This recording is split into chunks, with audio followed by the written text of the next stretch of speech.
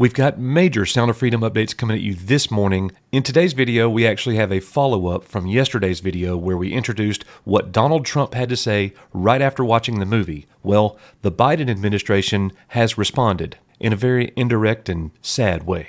We also look at Neil Harmon, the CEO of AMC, and he gives further details about the apparent sabotage efforts, and his comments this time are different. All of this and more right here at Coach's Archives. Sound of Freedom time. Let's go.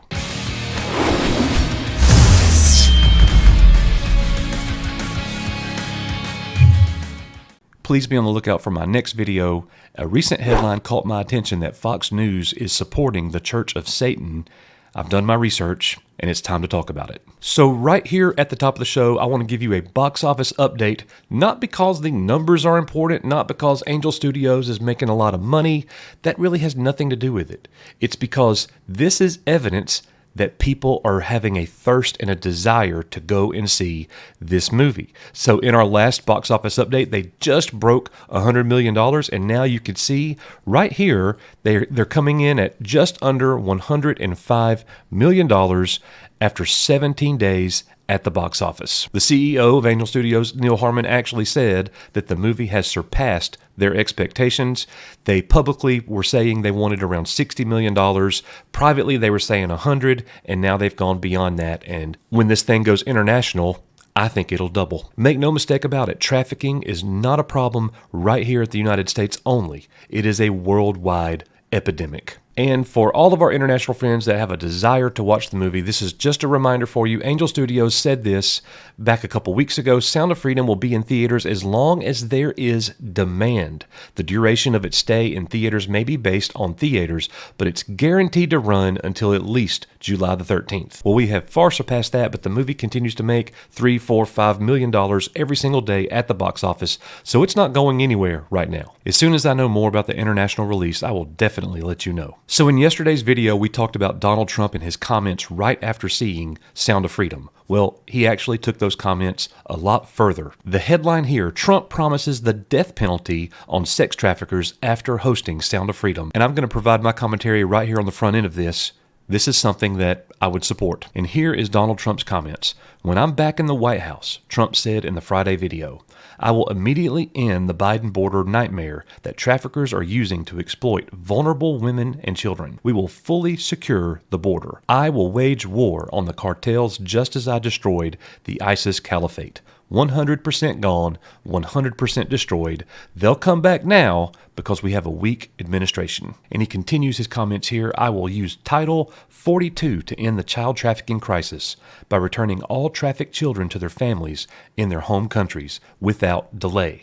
I urge Congress to ensure that anyone caught trafficking children across our border receives the death penalty immediately. And just in case you're not aware, Title 42 was an incredible Donald Trump initiative that gave border agents the right to further investigate people who were trying to cross the border seeking asylum. It's great because the more we know about the people trying to come into the country, the better. After all, many traffickers get caught right there at the border, or at least they did when Donald Trump was president. If you want to know more about the border and how it operated, I would definitely encourage you to go see the Tim Ballard podcast. The man himself, this is episode 1 on his show. Again, the Tim Ballard podcast. It is incredible information firsthand right there from Tim. So Donald Trump and friends saw the movie. He watches it with Jim Caviezel. He watches it with Tim Ballard. He watches it with all of his friends. He gives public comments afterwards, and he says he wants to give the perpetrators the death penalty. So it's time for Joe Biden to say something, right? Wrong. The Department of Justice actually eliminated 2/3 of their information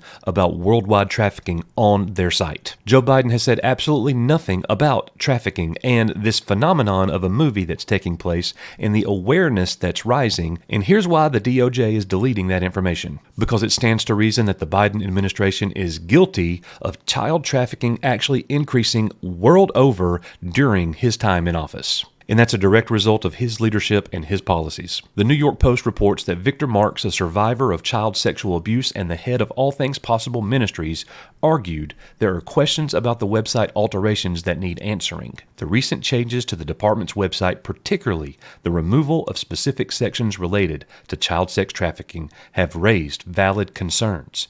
The message we're sending to our children and the criminals and the women at large that are concerned is the administration doesn't care. And that is a massive amount of evidence that the administration does not care. What they're doing is they're thinking about 2024.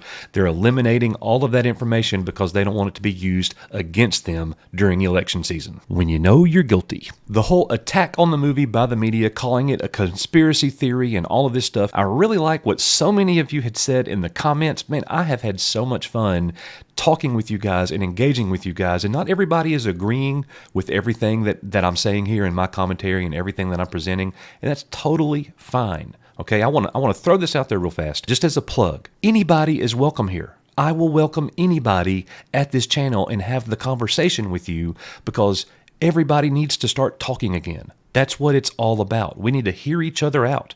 I listen to you, you listen to me, we don't agree, it's all good. Have a great day. But I love how so many of you are calling it, it's not a conspiracy theory. We're not conspiracy theorists. We're conspiracy realists. Ooh, that is good. So I have no expertise about the Q. I only know about it on the surface level. So many of you watching the video know far more about it than I do, and I appreciate you letting me know in the comments your thoughts. But the report here says, surprise blockbuster Sound of Freedom echoes anti-Semitic Q conspiracies. So in preparation for today's episode, I did further research on the Q, and I found out that some of the early conspirators, I guess, they were apparently anti-Semitic or made some anti-Semitic comments. And I can't tell you whether that's true or not because I'm not seeing the receipts. What I do believe is that this is just another way to take it a step further. You know, you called it Q, you call it a conspiracy, and now you're saying it's anti-Semitic. You are attacking this film in every way possible. Thank you for doing that, because that just lets us know how good it is. While we're looking at the continued attacks from the media, we also want to look and see exactly what CEO Neil Harmon had to say. He's updated his position on the foul play that's been happening at the local cinemas. We are increasingly aware of reports like this. And first of all, I'm so grateful to the community for bringing all these things to the attention of the public, and for trying to make sure that Sound of Freedom is a great experience for everyone who goes and sees it. So in other words, the CEO just thanked you guys for shouting it out and letting it known about the foul play that has been happening. Undoubtedly, if you actually look at the numbers, Sound of Freedom is crushing it. Yeah. Like with the numbers of theaters that we have, and we have typically the smaller screens. And so we're hitting number one almost every week. We've seen discussions online among theatrical, workers and whatnot, is some animosity. It's a very small majority. Sometimes people will get frustrated with a particular film or an audience. And you could have a rogue employee who does something, but it's totally rogue. And if something like that happened, we think it is the exception. And if the theater finds out about it, they just fire that person and they'd fix the problem. So many of you have said exactly what Neil Harmon just said. It is rogue employees working at the movies. They've got friends that work there. They are definitely opposed to this message. Maybe they're involved in this evil. Maybe they think it's a conspiracy. Maybe they think it's Christian, or whatever the case may be. But Neil Harmon does not believe that it's bigger than that. All that being said, I do think that Adam Aaron made a huge mistake, a huge miscalculation when he called people who were complaining about the movie bots and haters. Antonio Juarez from The Federalist has some extremely powerful words right here saying, in short, if you start talking about the horrors of child sex trafficking and the need to do something about it, you will inadvertently build a solid case for reinstituting traditional sexual mores and building stronger families. And obviously, That's exactly what America needs. And even though there's so much attack dealing with the movie and there's so much controversy because people are rising up against the film and so many of us are watching the film and spreading the message, and we're donating to different organizations and helping spread the word about this terrible thing and supporting the agencies that are trying to put an end to it. There's so much good happening in the world because of this movie. And make no mistake about it, it's not the movie, it's the movement. Personally, I don't care if you liked the movie or not, but if it raises your awareness that trafficking needs to end, that's what it's all about. And an incredible example of spreading that, right here, a school superintendent was inspired to buy 160 tickets to Sound of Freedom after seeing the picture the first time. Superintendent of Southwest Independent School District in San Antonio, Jeanette Ball, says the following. So for me, it was, what could I do to truly make an impact? In my role as superintendent, I'm entrusted with almost 15,000 students. So for me, I had to find a way to show this movie to as many people as I could in order to do my part to save as many children as possible. And I want to close today's episode with a message from the greatest man who ever walked the face of the earth, by far. But I say unto you, love your enemies, bless them that curse you, do good to them that hate you, and pray for them which despitefully use you and persecute you. And that is not something that's easy to do, but the Lord Jesus commanded it. I want to thank you so much for watching today's episode. I've got a big video dropping in just a couple hours. You can see it right here. I noticed an extremely disturbing headline about Fox News. I've done my research, and I'm releasing that to you here in just a few minutes. Thank you so much for coming to Coach's Archives. I pray that the good Lord rains down many blessings on you, but no matter what, the most important thing, that He draws you nearer to Him. All these things in Jesus' name. Have a great day, guys.